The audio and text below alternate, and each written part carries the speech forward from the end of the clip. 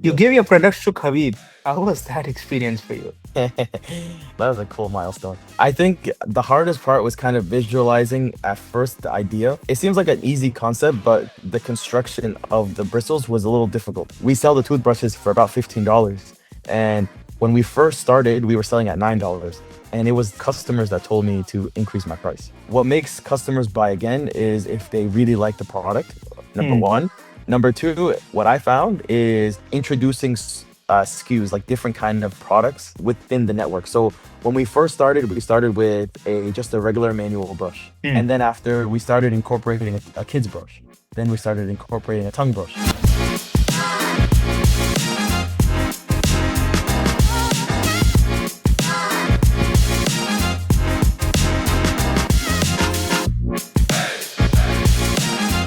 Omer, so could you give me and the audience a brief about yourself, like who Omer is, what he has been doing in the past 5 years, and why is he building this brand called as RemoBrush?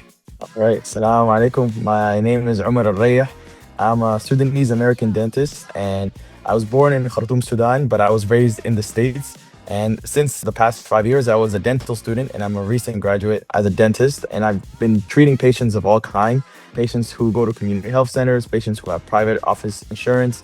And despite like the socioeconomic differences of these patients, I noticed that a lot of patients have the same issues: cavities, gum sensitivity, bad breath. So back home, we use this twig called Miswak, and that's basically what I did. I try to recommend this twig to these patients, and a lot of them were very hesitant. They didn't want to use something that was natural from a tree, and that's when kind of the idea came out. When I said, why can't I just take these bristles and turn them into something a little bit more modern for patients of today to use? And it's been like a blessing. Nobody really was doing this. I tried looking online. I couldn't find anything for my patients. So that's when the idea came out. And I just, fabricated the idea as a hobby first. And alhamdulillah, it took one step to the next. And we're trying to scale it and see how far we go. Lovely. I mean, for something that is so heritage and old, to bring it back into the modern world will make that thing the part of their daily thing, right? Like Yeah. it's brushes are not something that people would just switch just because it's a different color or whatever that is, right? Yeah, exactly.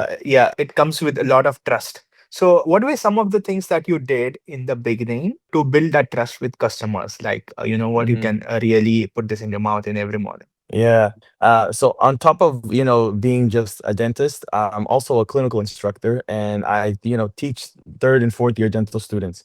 So there's a lot of teaching element that goes into play, and that's kind of what I did. I took that skill, as you will, and kind of applied it to like a business aspect. So a lot of it had to do with teaching, especially in a Western society where they don't know what miswak is.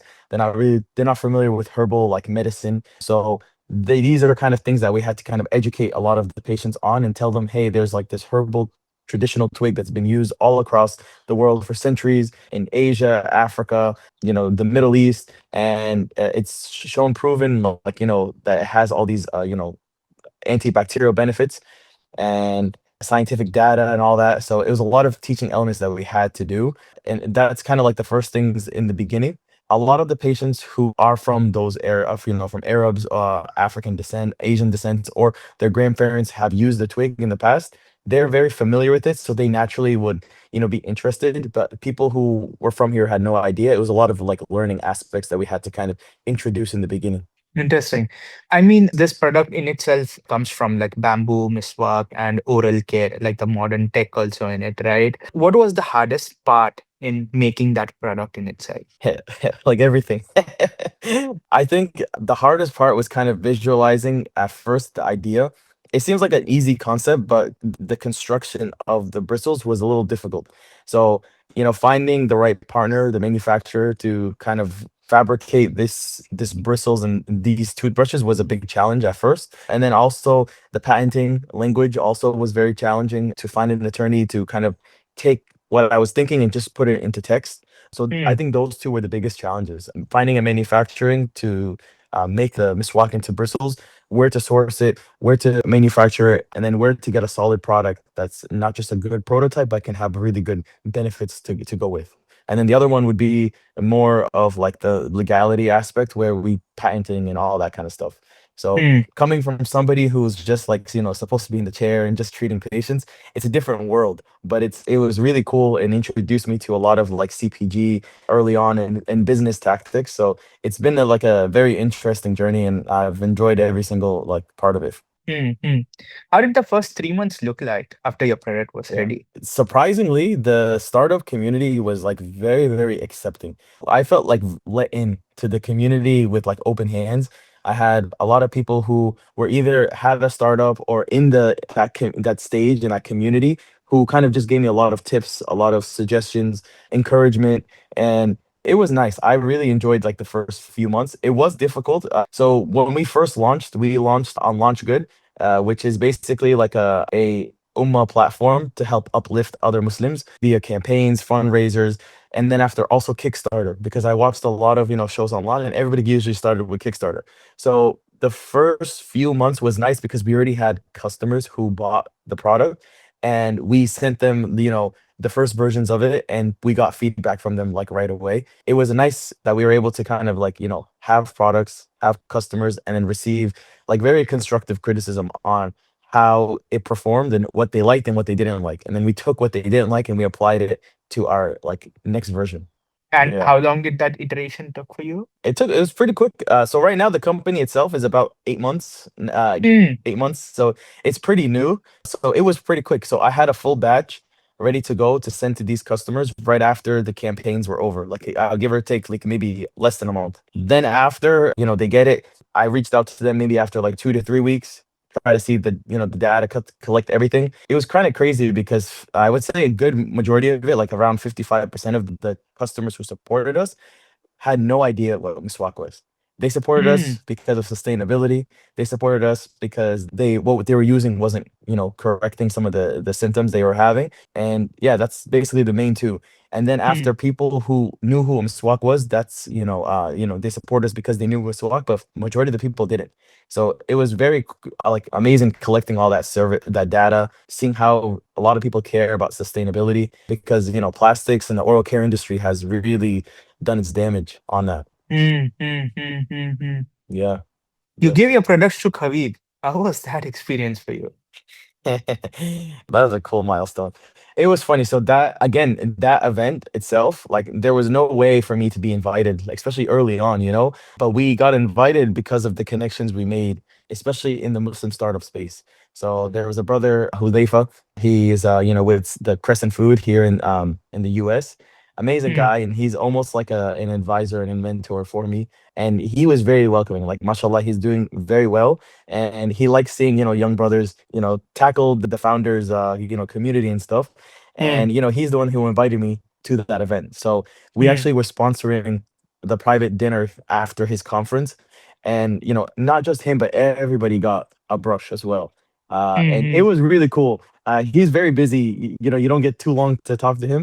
I don't know, alhamdulillah, it was a really nice experience. It was something that I wanted to check off, but I never thought I was going to check off like Mm. Mm. Mm. very early on. So that was a really cool experience. On top of Habib, there's a lot of other people who've used their Umar Suleiman, had an opportunity to give it to him. And then after, when I was in Doha for Match for Hope, all the influencers were there. So Trunks got to receive it, KSI got to receive it. Mr. Beast, I gave it to his friend Tariq. They got a Mm. bunch, so I'm hoping that they got to use it as well. So it's been in the hands of a lot of influential people. So it's Mm. just kind of Mm. exciting to know that you created something, and now these really big people that you look up to are using this. So that's pretty dope. Interesting. I mean, I have one. Like you left it at step, I guess, one for me. I was at the Yeah, recording yeah. studio, right? I have one. Yeah, yeah, yeah. Okay, okay. Did you use Even it? Did I you use it yet? no, no, no, it's not. I just had You it, gotta but I use it. need to. You gotta Yeah, use yeah, it yeah. and let me know. You gotta use it and Yeah, let me know I your will. feedback. I will. Yeah. I will. Yeah, Step was very interesting. I really liked that event a lot. It was a really cool Really? event. It was all AI, and we were the Mm. only physical product there. Mm. It was just like a nice scenery. Like it was just so nice. It was so bright. Alhamdulillah, there was so many people of from different walks of life that were all there, just trying to kind Mm. of showcase their products. And I feel like AI is just very fascinating. And when people are looking and they see a toothbrush and they look at Miswak and they're from the region, it kind of like you can just see the light in their eyes of how happy they are. So that was True. really cool. You've been attending a lot of events, like when I see your stories on Instagram also. Yeah. How going to pop-up events and then talking about your brand has helped you so far all these months? What are your insights like? Yeah, I would if I have to give any sort of advice to anybody who's starting a product that they want to sell, the best advice is to go sell it in person. Go to these events, these pop-up events. You have to be very strategic on which events to go to, but Mm, after the first few, you'll know which ones you want to go to. So for us, we find very much success in going to like AI events and Muslim events, whether it's like, why a AI bazaar events? or because you stand out. You stand out a lot because everybody's Oh, there. Everybody there has just a poster when you have something they can touch.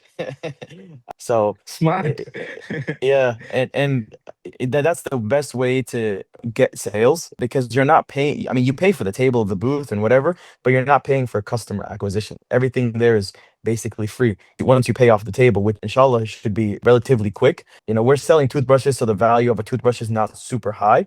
But alhamdulillah, when you're there and there's like, 10,000 people, you're able to kind of make the profit like relatively fast. So you get basically free advertisement. You get to collect a lot of patient data. You interact with customers and see their feedback. And then after, what's nice is if you go to one event and then you go to another event, if they're related, you most likely see sometimes the same people. And then after that's a lot of times if they like it, they start buying more. And then now you have an idea of how retention rate will be. And going to these pop-ups was the reason why we put our price.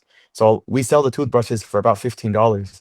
And when we first started, we were selling at $9. And it was customers that told me to increase my price.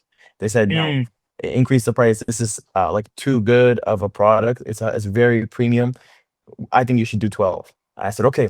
The next event, I did 12. And somebody said, no, no, no, do 15. I said, okay. I did 15. And honestly, wallahi, when I went to 15, they said to do 20. And then I felt like 20 was a little pushing it. So I stick to 15. And alhamdulillah, it's been a nice number that you get good profit margins and you're able to help kind of sustain the business. Yeah. I see a lot of ads. Like I follow the page, right? So I Oh, yeah, yeah, yeah. I, I get a Yeah, lot of that's another thing. ads. That's Mm, another thing. Yeah, so mm, the ads itself, just like recording customer interactions and just seeing their opinions, their curiosity, sometimes their criticism, and then just kind of just having a dialogue conversation. Obviously, ask for their consent and stuff, but like when you record that and then you upload it, that's the best way to become like very organic. And it's helped a lot, honestly. It's taken us from like 0 followers to like 10, I think like 10,000 plus. So with like especially on TikTok. TikTok, there was a couple of videos that performed so well, and that mm, translates to sales. And that the first time I uploaded a video and I got like 100K views on it, I was like, wow, I did not have to pay anything. This is organic. And I just kept on feeding the same content over and over and over. And alhamdulillah, I translated to sales. And I was like, okay, this is perfect. So mm, that's mm, mm, also really cool too. Yeah. mm, mm. I Yeah. Yeah. mean, a lot of brands, right, struggle to make sales out of organic content. Okay. What Right. is that you did right that Mhm. is kind of helping you? You're saying helping us to do Yeah, more organic yeah, content? yeah. Yeah, you are doing organic Yeah. content, but what type of Yeah. organic content that you are doing is helping you Mm. bring in sales? What format? Yeah, yeah, educational. That's kind Okay. of what's been helping us a lot, educational for sure, and kind of just explaining how to use a miswak, what a miswak is, and then what our product, how it differentiates. So Mm, those are the three things that do really well, and it's just kind of just and it's somewhat repetitive, but what makes it different is the customer questions, and then after my response basically. So they're asking like, why would I use this toothpaste? And I would basically describe the ingredients and why the ingredients are so helpful. And then after, what they're like, what makes my bristles different than another toothbrush brand's bristles? And I just kind of explain the differences. So I think that kind of educational element that has been good for us. But I feel like if when you're doing your content, whichever video kind of blows up, you kind of just repeat the same format. So whether it's, I don't know, like some sort of educational or maybe like a box opening or packaging or something like that, if it blows up, then you just keep continuing. So always feed what's selling or what's doing well. interesting. Yeah. I mean, the whole sustainability direction, what Hmm. are people really buying? Are they buying that they want to support that is something sustainable, or are they buying like, I mean, they're buying the product, but at the same time, what Yeah. is the the main thing. Main thing, yeah. It's been nice. We're like, alhamdulillah, we're collecting a lot of like customer data, especially when Hmm. you first open the website. When you first open the website, you'll get like I saw that. a discount code, but you get three options basically. Like, why are you like interested? Why'd you click on us on the ad or the page? And is it because of sustainability? Is it because you need better dental care, or is it because it aligns with your like religious or cultural practice?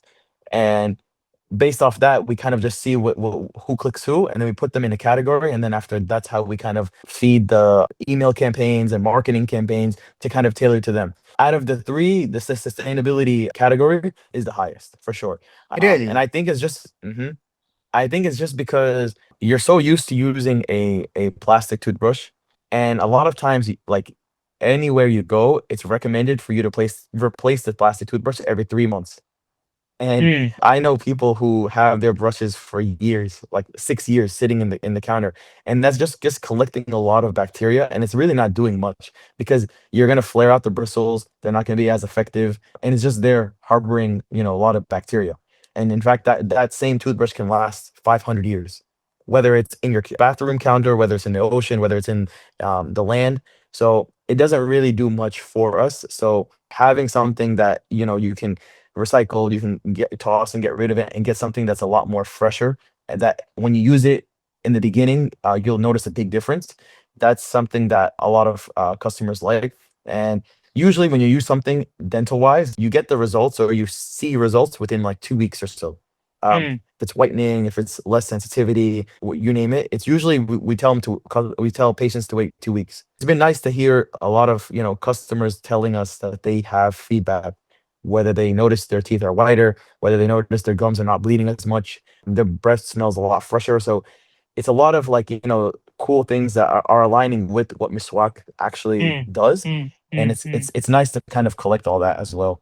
Mhm. Interesting. What gets harder, like getting new customers or making the existing customers buy more or buy again? That's a good question. I think there's two ways to answer that. I think to getting new customers, you just really have to have like a good marketing team that is able to kind of funnel in like newer content, whether it's paid ads, whether it's organic, just consistency. Like if you're there a customer who scrolls past your brand and sees it once, it's gonna come again, and if they're interested, they'll get it a couple times before they purchase. So the more organic you are, the more new content you feed, that's the good thing. What makes customers buy again is if they really like the product, number Hmm. one. Number two, what I found is introducing SKUs, like different kind of products within the network. So when we started with a just a regular manual brush, right? Hmm. Hmm. And then after we started incorporating a kid's brush, then we started incorporating a tongue brush. Then we have a toothpaste, and now we have electric heads. So inshallah, baby, when this is posted, we're gonna have electric heads that's compatible with different brushes. And yeah, there's a couple of other projects that I'm doing, and consistently just kind of just introducing new products, and then having that bundling option is very appealing from what I've noticed because a lot of customers after 3 months or 4 months, they get a push saying, "Hey, it's time to replace your toothbrush. Do you want to subscribe or do you want to get another one? And here's our new products." And yeah, email marketing works a lot. And when it comes to adding new products, how do you go about Yeah. it? Yeah, it's honestly, it's just creativity, bro. It's just like whatever you think, you're like, "Oh, we should," it's an oral care products, right? So you just kind of mimic, for example, what's there. So, like, for example, when you have an oral care product, there's a couple things that come to mind: a toothbrush, a toothpaste, floss, mouthwash, those kind of things. So you're like, okay, let's make those, but let's also add an element of sustainability, branding that makes it inclusive to our kind of ecosystem that we're trying to build. And Hmm. a lot of times, like you get inspired by like I don't know, like walking into Lacoste, for example. Like you just see all those colors, you see all these kind of things. I like Lacoste. Like when I see Lacoste and I see the branding and I see the colors, I'm like, that's a really nice branding element to it. I like it, Hmm. and that's when I see that, I'm like, okay, how do I want to take that and interpret it into my brand? Where when somebody looks at my brand, they're like, oh, I really like this theme and this kind of like pattern that they're doing. So I think it's just a lot of creativity and a lot of taking things and just seeing how you can visualize it into your own company. Hmm, hmm, hmm, But hmm, hmm. I definitely think building your product line is very important too, because it allows other options for customers to buy, and then other options for to be more inclusive. Interesting. How is the whole Muslim community supporting here? I mean, when you go, I see like it's been 2 to 3 years now, the kind of Muslim Tech Fest, Global Content Creator Summit, and everything in between. There's bunch of Muslim Yeah. creator-led events that are happening. How was that a good push for you when you just started? Yeah, mashallah, the Muslim kind of community, alhamdulillah, has been very supportive, and it's been nice. There's a lot of events happening, and there's a lot of bazaars happening. So I think the best advice would be to take advantage of all of that. Like when there are booths, when there are, events, to support those events by, bringing in your company and, having that interaction with a lot of Muslims. One thing that I want to like note is like, Miswak in itself is perfect, right? But we're not here trying to replace Miswak. What we're actually trying to redefine oral care with Miswak. So we actually include Miswak in a lot of our products, a lot of our bundle options, because 'cause some customers find the Miswak to be the best. So we include that, and we actually encourage our customers to. Brush with our brush, our RemoBrush that has Miswak bristles inside, with or without toothpaste is optional, and then polish after with the Miswak. And study shows that if you do this kind of combination, you'll get whitening within 2 weeks. You'll get less, harmful bacteria within 2 weeks. So it's just kind of reading a lot of like research, PubMed, scientific articles, and then translating that into a product. So that is something that I always point out to the Muslim community regarding that. And the Muslim community is very interesting. You have people who criticize everything, and you have people who are very curious. So it's meant for people who to replace plastic toothbrushes. So if you're a Muslim, or if you're, anybody who has a plastic toothbrush, then this can appeal to you. But if you're a user of Miswak and you use Miswak 100 times a day and you're perfect and you love it, then keep using the Miswak. And maybe this is not the product for you, but at least we include the Miswak for you as well. Or we have toothpaste in case you don't have a Miswak toothpaste and stuff. So the Muslim community, alhamdulillah, has been very supportive. They've given me a lot of ideas, a lot of like, I can see that a lot of them want to work and want to like invest time and just a lot of charity. So alhamdulillah, I think I'm blessed to be in that community and have those people together. And I know a lot of us are trying to help uplift the ummah together. So you see events like GMC, Muslim Tech Fest. It's a lot of uplifting. It's a lot of networking, and that's the beauty of it. That's what I love about it. And it's happening lately, right? Like it's been 2 to 3 years Yeah, now. yeah. It is popping up everywhere. hmm Yeah, there's a brother. His name's Ezekiel. He's part of Mirage Collective. He's a really Right. nice brother, and I met him every time I go to the events. I always see him. Mashallah, he's a great guy, and that's the thing. When you go to these events, you always see the same people over and over, which is great. And he actually asked the same question. He's like, "What's causing all these Muslim entrepreneurs and founders to just all of a sudden start bubbling, right? And trying to come up with an idea and AI and all that kind of stuff?" And I think the best aspect or the best answer I can give you is we're born in a system that is, I don't want to say oppressive, but you lose a lot of time to working for other people who don't have your beliefs, or don't align with what you're doing. So I think a lot of people are just trying to come and make something that fits their beliefs, fits themselves, and gives them a freedom of their time, so they can do it for worship, do it for family, for friends, and just really take their time. And I think that's really the reason why you see a lot of young founders very hungry to kind of succeed and push the barriers. If you had to give like an advice for a hmm budding entrepreneur when they are starting their business, what would it be? Let's say three Uh, best tips that you could give. Three, yeah. I think you hear all the same. The first one you probably always hear from everybody is like, if you have an idea, just go ahead and go for it. And I hate to be repetitive, but I definitely think that's the case, Mm, because when I thought of the idea, it, mm. it- from the Wait, idea was, I you thought you about it. you studied all these years and invested your time into becoming a doctor or a dentist, right? Right. Yeah, yeah, Wasn't that phase was not difficult for you? Should I get into business or should I stick to, yeah, I mean, the business that you're yeah. doing is connected to what you studied, but still, Mhm. how was that part? If you can, explain it to me. Yeah.